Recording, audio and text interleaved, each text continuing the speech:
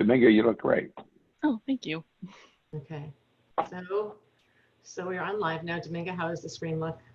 It looks fantastic. Great. So we have some people on. Thanks for joining, everybody. We'll be starting in a couple of minutes. Give people a chance to grab their lunch or breakfast or dinner, wherever they are in the world. And we'll get our presentation started. See if we know who's on. I see a bunch of people joining, which is great. Betsy's here. That's great. Hey, Betsy. Here. Got it's like several folks from the foundation joining. Yes. A lot of people joining. Thank you for joining us today. Get to learn more about the foundation, whether it's your first time or not your first time with us. We have a great presentation. Jerry Lehrman. Talk about somebody who knows the foundation. Hey, Jerry. Lots of folks on here who can probably give this pitch as well as I can. Doesn't sound better than coming from you, Cory. So we're like. Is that Jim Sidorchik, I wonder, down there? Jim Dash? Jim in New York, I would bet, yes. Might be Jim. We see a lot of other people. Tell us in the chat box where you're logging in from. Yes, please. That's my favorite part. That's my favorite part. I love seeing where everyone's joining us from. It's always so international. I also got to meet a few, as a new Missourian, I got to meet a few new people from Missouri, which was great. Yeah. So we have several people on. We're just going to give it another minute or so, guys. So we'll give more people a chance to get in from the beginning. Oh wow, we've got. If they really like it, they can come back and see it again tonight, right? Exactly. see if we get better as the day goes on. Yes. Absolutely. Exactly. So we've got Staten Island, we've got Canada, Wisconsin, South Carolina, Costa Rica, Queens, New York, Florida, Ohio. Great. I'm not sure why, but for some reason I'm not seeing the chat window. You guys will have to help me out. No, you're not going to see the chat window. You're not going to see it. That's through the app, and that's why we have Domingo. Domingo is in the chat. So. I see. Oh, it doesn't run through the Zoom chat. It runs. No. It's all through Hoova. It's very high tech here, Cory. Got it. So I think we're going to start. We have a lot of people. It's a few minutes past the top of the hour. So I'm going to kick us off now officially. Introduce myself. My name's Eileen Michelli, and I'm the Chief Program Officer for the Marfan Foundation. I also want to introduce you to Domingo No, who's also in the marketing department, and Missouri, as she just said. So she's going to be in the chat box, and we'll be sharing some links that will be to programs and events that we'll be talking about during this presentation. If you have questions during the presentation, put them in the Q&A box, and we will get to those after the talk. And before I pass the baton here, I also want to just request that you fill out our surveys that we have. There's one in the agenda in the app. There are 3 stars when you're looking at this session. Click that, it says rate us, and then there'll be a few questions. And then there'll be another survey coming out in the next day or so about your experience with the summit. And we really want your feedback. That's really important to us so we can see how we did and also prepare for what we do next. So without further ado, I'm going to shut my video off. I'm going to pass it over to our President and CEO, Michael Weamer. Thanks, Eileen. Good afternoon, everybody. It's nice to see so many friends and members within the foundation, including members of our board and our staff, and people that are always around us, helping us, keep the Marfan Foundation successful. This is the first time we're actually doing an event that includes the foundation, our newest division, the Loeys-Dietz Syndrome Foundation, and also our VEDS movement. And Cory will be talking a little bit about each of those later on. Somebody had asked in the pre-questions whether this had met our expectations or exceeded them. Quite frankly, it is about the wildest outcome we could have ever expected. I had done some adding up of numbers yesterday, and at the end of 2 weeks, we had just under 5,000 viewings of sessions. So, certainly some people have gone to more than one, but imagine that 5,000 people have viewed 42 different presentations. And so we're averaging over 100 people, actually 100 people per presentation. And we also are getting now close to 3,000 actual registrants for E3. So it's been amazing. If you've been here as often as I have, you've had an opportunity to see extraordinary presenters from across the world. You've had an opportunity to meet new friends, see familiar faces, and so we're very excited about the outcome of E3. Hopefully, you'll stay with us the rest of the week as well. We have some great programming coming up. But for now, what I'd like to do is we're going to spend the next hour with you talking about the foundation. We'll welcome your questions, Cory and myself. But I have the pleasure of introducing Cory, and so Cory's the chair of our board. He is beginning his third year in that role.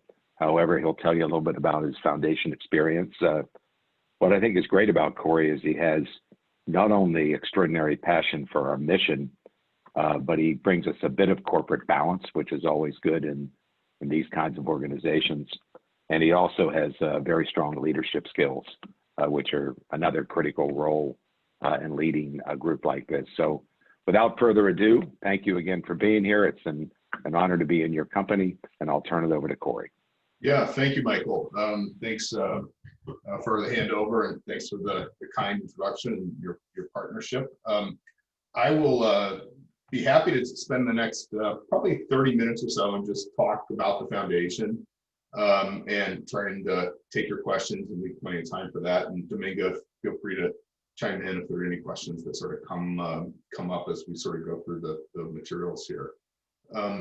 So again, my name is Cory Eaves. I'm a volunteer. I got involved with the foundation about 10 years ago. I kind of raised my hand and put a toe in the water.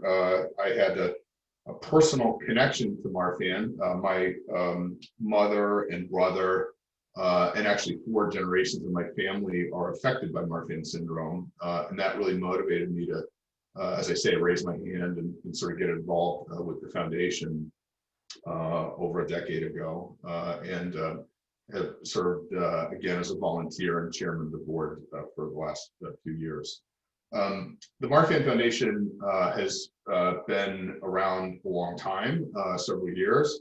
And I think what we've, and you'll hear more about this as we go, what we've known for several years, probably since the mid-90s, is that there were several overlapping conditions with Marfan. Conditions like Loeys-Dietz, VEDS, and other genetic aortic conditions. And we've really worked hard to expand our mission to cover those other conditions, which we'll hear a little more about as we go through. So let me start by just giving a little bit of overview on our mission. The mission for us is pretty simple.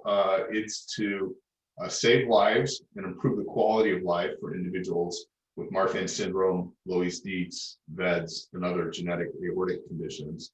Our mission is 3-pronged. It's to support research, patient support, and education and awareness, and to create a brighter future for everyone living with those conditions. The foundation's unique, I think, in that it has this 3-pronged mission. You find other similar organizations that may focus only on one aspect of research or perhaps education. And the foundation from its very beginning has really focused on all 3 of those. And I think you'll see here in a second how they sort of support and reinforce each other. Our mission has broadened a bit, but really has not changed from those 3 areas that we focus on as a foundation. Maybe the starting point to talk about the foundation is the basis that we build from. And I think one of the important things that the foundation tries to do is to conduct itself with the absolute highest levels of trust and accountability. We hold ourselves, we know you hold us to these highest standards. And I'm really proud to maybe talk a little bit about some of the recognition we've received as a foundation on these 3 fronts. You see a few of these on the screen here. First of all, is Charity Navigator. This is a well-known third-party rating agency that rates us as a 4-star charity. Of the thousands of charities around the world, less than 2% qualify for this award.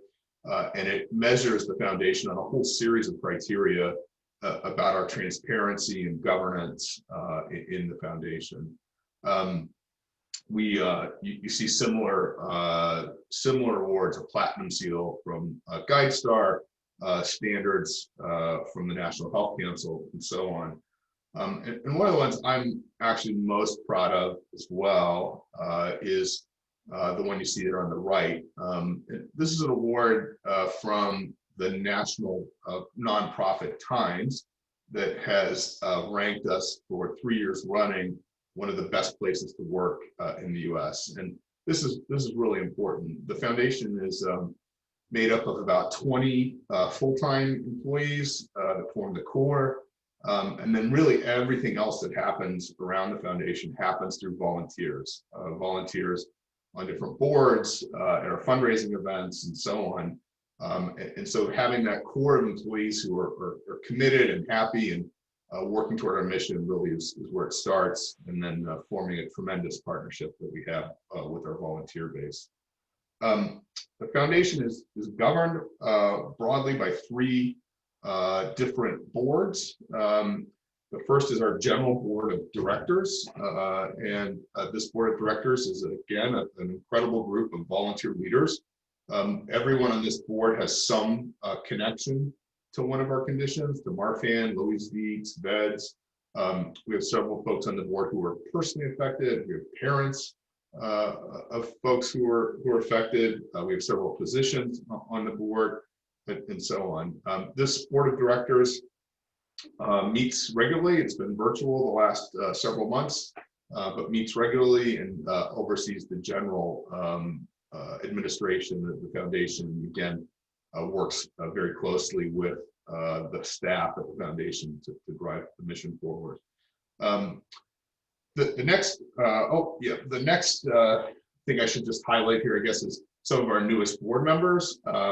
We started a new term just on July 1. Don Reiner joins us, the chair of the Loeys-Dietz board.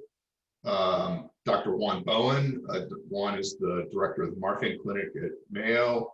Jim Putro, partner at Price Waterhouse, who unfortunately lost his father to Marfan. And Dr. Kim Eagle, the director of the Frankel Cardiovascular Center at the University of Michigan, and importantly, the chair of the Gentaq Alliance, which we'll hear more about as a recent board advisor. These new members of the board strengthen the board. We're always working to keep the board strong. There are term limits on the board, and so that means that our members serve for a number of years and then step away for a while, and so we're always looking for new members to help us lead at the board level. The next important part of the foundation that helps us guide the foundation is our professional advisory board. And these are medical professionals that are involved with the conditions that we serve. They are really the world leaders of forethought, research, clinical delivery for the foundation. They generously donate their time. They're just the most amazing and humbling people that you could ever imagine who really contribute their time. The professional advisory board, you can think of as sort of the medical steering arm of the foundation. They help us with all of the medical content. They host the clinic on our annual clinic. They write content for the website. They host just innumerable sessions in venues like these. And again, in many ways, just really provide the backbone of the science that supports the foundation. We're just so fortunate and lucky to have these people involved with the foundation. And again, I would say this is sort of a unique part of the foundation to find physicians who are willing to donate their time and be involved with an organization like ours is really a gift. So I'm sure some of you on the call probably are even treated by some of the folks on the professional advisory board. Like the board of directors, the PAB, we're always looking to grow and expand the These are some of our newest members: Dr. Mark Lindsay from Mass General, Dr. Adam Bitterman, who's actually personally affected, from Northwell Health, Dr. Chris Malarsary from Northwestern, and Gretchen McCarrick, a genetic counselor from Johns Hopkins. These folks all have a really strong connection to our conditions, and we're really thrilled to have them as our newest members of the Professional Advisory Board. The last board that helps govern the foundation is our Scientific Advisory Board. And the Scientific Advisory Board works very closely with our internal Chief Science Officer, Joe Grima, and the Scientific Advisory Board really directs our research efforts. And you see the members here of the SAB, and it's led by Dr. Craig Bassett, who's the Chief Medical Officer at Boston Pharmaceuticals. So again, a great advantage and sort of benefit of the foundation is this Scientific Advisory Board helping drive our research program. So that gives you a little overview on sort of the governance, the leadership of the foundation. And now I just want to talk a little bit about some of the activities of the foundation. And probably the starting point here, which is on everyone's mind, has been COVID-19. COVID-19 has affected all of us and our whole daily life in really every way. And the foundation has been no exception to that. The foundation really in the early days of COVID really focused a lot on trying to get some of the medical information out to our patients. Who's at risk? What should high-risk patients do? How do they manage their care through these times? And the foundation, and particularly our PAB, were amazing. They were dealing with this with the foundation at the same time they were juggling all their own responsibilities at their own medical institutions. So they really rose to the challenge. And as the condition has, as the virus, has continued, the foundation, I think, has worked hard to pivot and change and respond. In some ways, E3 here is a great example of that. We have really responded by moving many of our programs online and trying to rethink how we deliver our mission to our patients. As we move forward, we want to just talk a little bit about some of the things that are the same, that haven't changed at the foundation and sort of our bedrocks, and then talk a little bit about how some of these COVID and changing times have affected the foundation. The first one is, the first thing that really has been a kind of foundation or bedrock for us has been our research program. We support a number of grants every year, typically 7 to 9 new grants per year, committing somewhere between $600,000 to $800,000 annually to drive research. We've supported all sorts of different studies in terms of helping researchers understand basic science, helping researchers understand clinical conditions, quality of life issues, really trying to support some long-term studies on the durability of aortic valve sparing and so on. So research is a huge part of the foundation. The foundation is also really the international convening body. So every 3 to 4 years, we bring scientists together around the world and try and build on some of the work that happens in other parts. And there is actually some terrific research that's happening in Europe in particular that we've tried to coordinate and help bring to the rest of the world. Our research program helps us advocate for research dollars at the National Institute of Health, which is really an important funder of research. And finally, as I said, helps collaborate with our physicians globally to help spread the information and research findings. Research is an area that we could talk a lot more about. It's an area that's changing very rapidly. What's happening in the private sector, what's happening with the government, the National Institute of Health. These are all areas that are evolving very quickly. And one of the projects that we're working on is to try and think about our research program and how we can sort of adjust, if you will, what our research program looks like for the next coming years. This is a project we started kind of reimagine our research program that was delayed a little bit by COVID, but we hope to have some announcements later this year to just go into a little more depth about how we see our research program changing. But an important part of the foundation. In terms of educating and connecting our community, the fact that we've got you here today at our E3 Summit is amazing. As Michael said at the top, it's our largest event ever by a long shot, not even close. We've had almost 3,000 registrants, medical experts from all over the world, 70+ presentations in 7 languages. This is the first time we've ever done this, and it's, I think, just a fantastic example of the foundation changing and responding to these new times. It also has the added benefit of generating a ton of medical information for our communities. This is all being recorded, and they'll all be available on an ongoing basis for everyone who wants to join in the future, or perhaps people who weren't able to join. One of the interesting areas that you're going to see the foundation expand on even more is taking the lead outside the U.S. and trying to coordinate worldwide response to the conditions that we focus on. The foundation has done a great job in the U.S. Has had some work internationally, but there's just a tremendous amount of opportunity to do more here. One of the examples is that we've taken the lead on Aortic Disease Awareness Week. This was a day in the past, but it's going to be a week for us.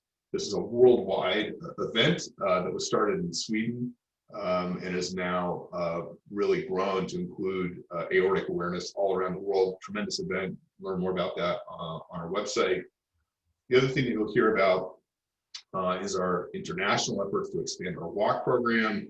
And likewise, you can find out more about that at the URL you see there on the website. One of the other things that's been a bedrock for the foundation has been our annual conference. The conference every year meets and provides a whole series of programs, firstly around a clinical program to help patients get medical care. It goes into a number of scientific sessions to share the latest information, and also helps our community come together and reconnect. For those of you who've been, I'm sure you can attest, it's really a unique and tremendous opportunity. Our next conference is set to be in Chicago in July of next year. Our hope is that that happens. We're trying to navigate our way through COVID and so on to make sure that this comes forward as we expect. But that's what we have in mind at the moment. This changes each year in terms of our host hospital and host sponsors, and in future years you can see this coming into some other geographies and hospitals. And then just to kind of wrap up a bit about some of our other programs, we have an amazing health and resource center staffed by a full-time nurse and social worker. It's available to answer your questions and support patients. This is, I think, for many people, the first interaction they have with the foundation. They get a new diagnosis or even a suspicion of diagnosis, and they reach out, and this is a great way to get connected. We have an ongoing series of webinars and virtual support groups, a mentor program for teens. We have a teen chat night, and even our Lerman Pediatric Hospitality program, supporting kids who are in the hospital. That is something you may want to learn about. So really an ongoing set of programs to reach out to our community. What's a little newer for the foundation are some of the other related conditions for the foundation. And maybe the starting point here a little bit is to say that there are a number of conditions that are very closely related medically to Marfan. And what's happened over the last several years is that as the science has improved, a number of conditions that might have historically been diagnosed as Marfan have more recently been diagnosed as some of these other conditions. In many cases, the patients are the same, the physicians are the same, the science overlaps, but the groups and the patient support has grown up through some of these other organizations. And what we've tried to do at the foundation is to really embrace those other organizations, work with those other organizations, and really partner with them over time. The VEDS movement, vascular Ehlers-Danlos, more accurately, is probably the first one of those. We partnered with them over this past year. We launched a new VEDS division, which Katie Wright heads up for us. Katie and Joe and the rest of the team have just done an amazing job to get this off the ground. It's really provided a set of tools and awareness and medical content that really has not existed strongly for this community before. We've got over 150 people with us at this summit who are affected with VEDS. So thrilled to sort of welcome VEDS into the Marfan Foundation and work with them going forward. Coming up is our birthday for the foundation of this October 23rd, and VEDS Action Month, the entire month of October. So for those of you who are interested in VEDS, very much hope that you'll join us and participate in that. One of the other conditions that's also very closely related to Marfan is Loeys-Dietz. In fact, even named after some of the early researchers in our conditions. This really came about as the result of some of the Marfan research. The foundation was created. So in some ways, like VEDS, this has now come full circle, and we've set up the Loeys-Dietz division within the Marfan Foundation to reach out to those members. So we're thrilled as of July 1st to launch this new division. Angela Christ is our new division director, and we're rapidly expanding our programs like our Help and Resource Center and some of our other research and mentor and virtual support groups to support the Loeys-Dietz Foundation. And again, more than 400 members of the Loeys-Dietz community are with us here at this summit. Thrilled to welcome them into the foundation. And then the most recent one has been the Gentaq Alliance. It actually doesn't quite join us yet until October 1st. And this alliance focuses on the treatment of those who are affected by genetic thoracic aortic disease. And this alliance holds an aortic summit for clinicians and researchers every other year, which will be powered by the Marfan Foundation starting in October. Like this summit, it will be virtual. We already have participants registered for the Aortic Summit in 14 countries. The Gentaq Alliance really is a tremendous researcher, largely aimed at the scientific community to help us coordinate and track these genetic thoracic aortic diseases, and an important part of the foundation. And the last area that I'll just touch on a little bit is kind of the income generation and kind of what makes the foundation go, if you will. The foundation is, as I said, a volunteer organization largely, and it's supported through the philanthropic efforts of everyone around the world. So we have a major gifts program, an individual gifts program where people can make donations, memorials, honorariums.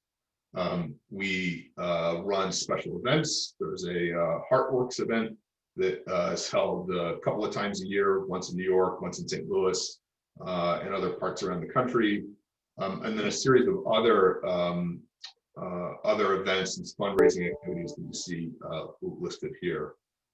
These add up for us to really provide several $1 million a year in funding that actually makes the work of the foundation possible. And appreciate, again, everyone's continued support on this front. The last one here, Walk for Victory, has been a particularly successful program for us. We launched this in 4 cities about 5 years ago. We raised, when we first started, something like $75,000. Next year we'll be in 26 cities, which is amazing. And we'll raise almost $1 million through this program. Great example of how the foundation provides funding for what we do. It's also a great way to connect people and let people be part of the community. It's not much of a walk. We call the walk optional. It's more like a fun family festival. And we hope that you will join us if one comes to a community near you. if you're interested in hosting or participating in one of these in an area that we don't support today, let us know. We're always looking to expand those, but this is another great example of the foundation. And then lastly, how can you help and how can you get involved? Well, first of all, we thrilled to have you join us here. We find there's tons of ways to get involved with the foundation, attending education sessions like these. We have events in person. We have a whole Volunteer for Victory program that focuses on a whole number of different areas: social media, writing, legislative advocacy, and so on. So there are plenty of ways to get involved there. And then finally, we always welcome your direct support. And if there's a way for you to possibly give to the foundation, we would, of course, support that as well. So with that, that's a quick overview on some of the important workings of the foundation. We would be happy to open it up and try and answer some of your questions. Michael joins me back. Thank you so much, Cory. That was really great. So much information. I mean, hey, we look good. I love that. Who did that presentation? You've got a future in television, I think, right? Exactly. Cory, I just want to open up asking you something that Michael addressed earlier before you gave your presentation. In terms of your expectations for the summit, what's your reaction? Is this what you expected? Is it greater than you expected? It's been amazing. It's been, I said yesterday to Michael, I said it's been a success beyond our wildest dreams. And I think just couldn't be more thrilled about how it's transpired. You know, we've ran a lot of events in the past, but this is the biggest, not just the biggest event, but I would say clearly the most virtual event that we've ever run. And that's opened up attendance and participation across the whole country and really across the world. And, you know, I think to have nearly 5,000 people attending sessions is just fantastic. I couldn't be more thrilled about it. It's to say it's a success from our perspective, it just doesn't begin to scratch the surface as to how well it's done. So. Well, as a follow-up to that, and you touched on this briefly, but what are the foundation's plans or expectations for international outreach? I think maybe both of you might want to weigh in on that. Sure, I'll take a first shot. You know, I would say a couple of things. One is, you know, there are folks with Marfans and Loeys-Dietz and beds all around the world. There are in some countries a little bit of support. In a lot of countries around the world, there's not a great patient organization. Medical care is a bit harder to get. And I think in that way, the foundation has for many years been sort of the de facto organization already to serve our communities in those parts of the world. And I think what you'll see now, and you're seeing it by this summit and so on, is the foundation working harder to try and support those things. Different languages are now available. We're even scheduled this specific session to work from a time perspective for those who are not on US time and so on. So I think you're just going to see more and more from us to support what we're doing internationally. Michael, you want to add on? Yeah, maybe just briefly. To me, what else has been extraordinary is our partnership with BESERN, the European Reference Network. It's been extraordinary to see presenters from all over Europe and all around the world as part of these sessions. And I think with us even working more closely with BESERN than we have previously, I think that will be great. We also traditionally have had our International Science Conference every 3 to 4 years. And last time we were in Amsterdam, I think in 2018, and I think we had 220 different presentations that were made about science across the world as it reflects on Marfan and related conditions. And for our Loeys-Dietz folks, I will say one of the things that was intriguing to the Loeys-Dietz volunteers, who are extraordinary, was this idea of having a larger European presence for Loeys-Dietz as well. And so we're excited. We're doing some virtual walks, but I think that this whole expansion and mission is just, it's just the very beginning, tip of the iceberg. Yeah, you know, I should have mentioned, I also should have given a little bit of a shout out to Teemo Sunderland for helping us get the Aortic Day kind of run. It's an amazing event that he started and founded has partnered with us on in the last couple of years, and it's been, I think, an amazing way for us also to expand our mission internationally. So couldn't be more thrilled. We also, Eileen, you might even know when it is. I think we have cocktails with Teemo still happening on our schedule. You can Yes. check out the agenda. Yeah. And if you've never met him, he's an extraordinary advocate for everything that we do. That's it. I was going to put a plug in for that. Thank you. That's 12 o'clock on Saturday. And it's either cocktails with Teemo or connecting with Teemo, I guess whatever time zone you're in. You can either coffee, cocktails, but 12 o'clock on Saturday.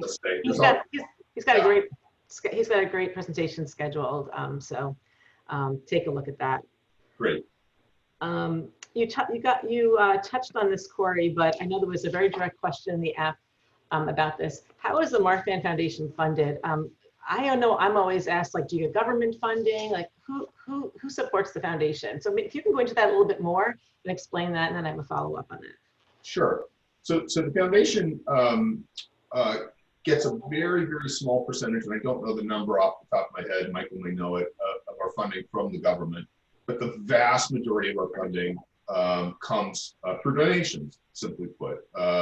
And those donations come to us through a few different channels. The channels I mentioned in the presentation were some of the major events that we run, like our New York Heartworks Gala, our St. Louis Gala. Those are kind of big, elaborate events, and we typically raise a lot of money through those. Our walks program, which I described, raises nearly $1 million for us, again, largely made up from small donations and individuals and teams who can make those donations. And then you saw on my slide a couple of the other programs, our memorial program and our research drive and membership drive and so on. But the short answer is the foundation is mostly driven by philanthropic donations from individuals around the country. Do you want to add anything? One thing I would add, yeah, just very briefly, I think government funding where it comes into play, as an example, the Gentaq Alliance, which is joining us in early October, that has been funded by the NHLBI.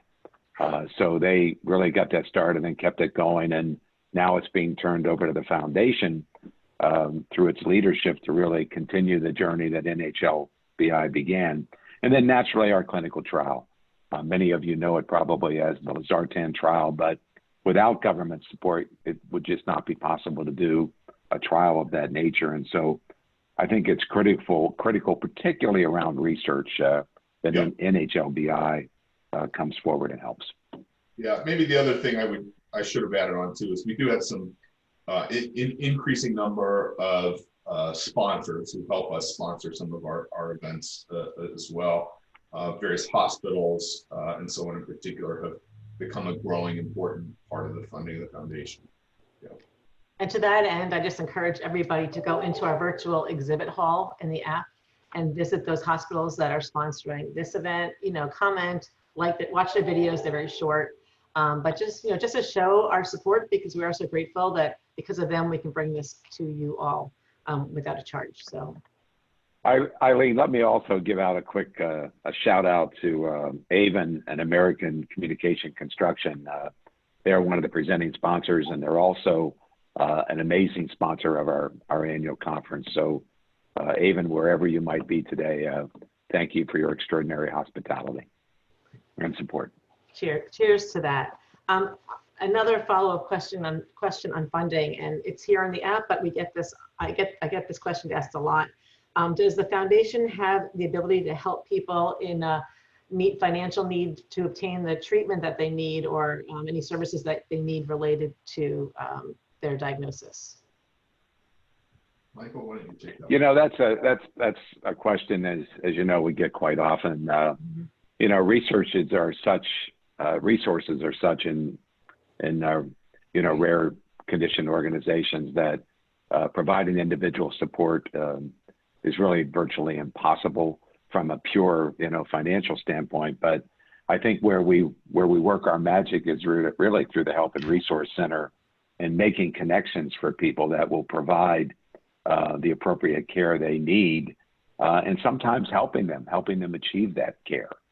Often if you are facing a major surgery and you don't have the resources and you don't know where to turn, I will tell you the Marfan Foundation is the place to turn to. And Jan Lynch, who is the leader of our Help and Resource Center. And along with Susan Leshin, who's our social worker, and Joe Weamer, our Chief Science Officer, they'll do anything they can to help you achieve that kind of support. But unfortunately, we just don't have the resources to do it on our own. Yeah, but just to follow that up, I mean, they may know local resources where you can go contact to get some sort of funding. They may have that, but it doesn't come directly from us. Yeah, and the other one I might give a shout out to there is John Rodas. John is a volunteer up in Massachusetts. John has done a tremendous job of helping people navigate all the various government programs and so on that can sometimes be an important source of funding for people as well. Yep. And he gave a session during the summit. So if you can look in the agenda for that, I'm sure the recording is in there if he gave it already. I think it was this week. So yes. yeah. He's also a Red Sox fan, so he probably has a lot of time on his hands right now. Let me just add that. Yep. As we look at your Yankee jersey behind you, that's excellent. Good one. Here's a question about what the foundation's role is in making clinical trials happen. And you mentioned the Losartan trial before. So what's the foundation's role and how do we help get these clinical trials started, whether it's in an area of treatment or, medical treatment, cosmetic treatment? And Yeah, I can start and you guys both can help. I would say maybe the starting point here a little bit for some of these things is the research, sort of research agenda that the foundation supports as a starting point. So what that is the foundation helps provide some thought leadership at the very starting point to help kind of drive consensus, if you will, in the scientific community about what areas are important for research. And it's not to say we dictate the research, but the foundation can help kind of steer and guide the scientific community about areas that our patients feel are important. That's a starting point. The second point would be the funding and the grants that the foundation provides are often the kind of seeds, if you will, that start some of these programs, help researchers develop their ideas, and so on, that eventually lead to some of these trials. Trials are a very important part, but a relatively late part of the research cycle, and that winds up often getting a broader set of support than the foundation provides. In some ways, the ways we can be most effective as a foundation, kind of with our small but mighty resources, is to help kind of get people pointed in the right direction early in the cycle. But Michael, you could probably add on to some of the later parts of that cycle. Yeah, one of the other things I would add is that we have a wonderful historic relationship with NIH and NHLBI, and we have conversations probably at least once a year about what's happening in the area of research as it relates to Marfan and related conditions, and that's a stimulating conversation, and I think often those moments together help lay the foundation for future things to happen. And one of the areas we're really concerned about right now is vascular EDS. I mean, things need to change for vascular EDS. It's probably where Marfan was a decade or more ago, and we need answers, and those answers come through research. And the other thing, we have some extraordinary people. I won't start down the list, but members of our PAB and our larger medical community, really, they have the wherewithal to provide the expertise to carry out these trials. We just need to, ensure that they get the opportunity, pretty much. And just to further a couple of points that Michael just mentioned about VEDS and the need there, is that we have arranged an FDA patient listening session with the FDA for VEDS, and that's coming up in early October, which is VEDS Action Month. So we're making things happen. I know Joe and Katie were down in Bethesda earlier this year before we were shut in, and had some meetings at NHLBI, and they're listening because because of the relationships that we have. So they are trying to make things happen. And just for people who are not aware, NIH is National Institutes of Health, and NHLBI is the National Heart, Lung, and Blood Institute. Just want to make sure everybody knows all our acronyms here. Michael, maybe you want to answer this, and if not, then I can handle it. Many different languages were represented. Will all the information be available in multiple languages after this conference? Do you want to talk about that? You want me to? Well, I think it's going to be available in the 7 languages which we currently have it. I mean, one of the things we were chatting about this morning was, how do we move forward with this, and how do we make a lot of our information more bilingual? And but I'm going to pass that back to you, Eileen, because that's outside my bandwidth. Yeah. I mean, that is definitely something that we want to work towards. We do have a lot of materials in Spanish, and I want to shout out Betsy Matarita, who is on this session right now, who is an incredible volunteer who translates whatever we need, and we run that by Dr. Bowen on our professional advisory board and board of directors for the medical information. But yeah, the translations are a challenge where you do some things, which Teemo started for Aortic Disease Awareness Day in other languages. I just had a request this morning from Lithuania, my friends I met last year. But yeah, there is a need, and we really want to do that. I know we're looking into, YouTube has some translation capabilities, and that's definitely it's definitely high on our radar. So don't have an exact answer now, but we are definitely working on that for the future. The other thing we've talked about is we did several sessions in Russian, and at least the first one was not all that well attended. And we want to make sure that we get those sessions, which were really targeted to specific locations or countries, back into the hands of the folks that were registered, even if they didn't have a possibility of attending. So I think in making sure on the backside of this that those various presentations in the 7 different languages get to the people that need it the most. I'm sorry, Cory, you were going to add. Yeah, I was just going to quickly add that the part of making these translations that's a little challenging is that we have to make sure that the medical information is very carefully translated. And so usually that means we need a medical professional who can help us with the translation more so than just a native language speaker. But having said that, if there is a medical professional on the call today who would like to help us do some of these translations, please get in touch with the foundation. We would welcome your help. Great. Thank you. So thank you for that question. That was a good one. That's about the future here. So that's where we're headed. Let me ask both of you, we talked about re-imaging and retooling for the future. What are you most excited about in this new world? Like, we're not going back to what we had before. So this summit opened up our eyes, but what are you most looking forward to in the next year or 2 years for the foundation program wise? Well, I think E3, this summit itself, has really broken new ground for us. I mean, it's pretty safe to say that just the amazing turnout we've had, I think really has proven for us that there's a huge community of folks, both inside the US that probably would have liked to have attended some of our events in the past and just couldn't do that. And this has opened that up. And obviously the international audience has been amazing. So I think you're going to see us really figure out a way to keep the ball rolling and do more on that front. For me, is probably the number one learning. There are parts of the foundation, like we run some camps, for example, for children that are in person, and just they're amazing events that I think won't change. They're just parts of our mission that are going to be best served in person if things ever get back to normal. But there are some new parts that I think are just going to be some amazing new avenues and venues that are open for us. Michael, how about you? I feel a little bit like we're Disney World today. We're in the art of reimagination. And, when I look back, this started in March, and I think we started out with a lot of hope and anxiety. Then all of a sudden we realized we had to do some re-engineering. And then all of a sudden we thought, well, let's come up with some great learning opportunities. Our whole goal was really to protect and inform the community.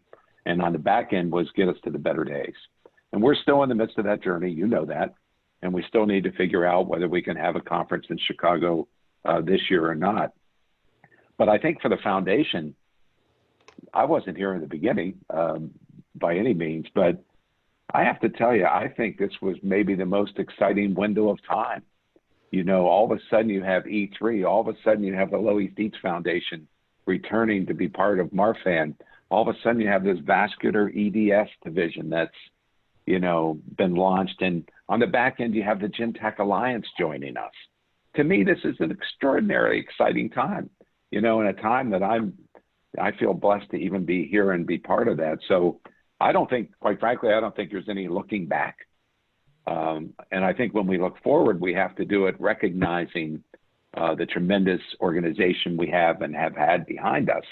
But at the same point in time, this is a new world and we have to be a leader. And I can tell you E3, so we're a member of the National Health Council, and there's not an organization in this country that did something like E3. Everybody did their own kind of programming and conferences, but to launch a program with all the numbers you've heard over 13 or 12 days and have 5,000 participants, it's been extraordinary. And I think what we need to figure out is what's the next extraordinary moment while we build out the core around all the data we've received. Yeah, very well said. Yep.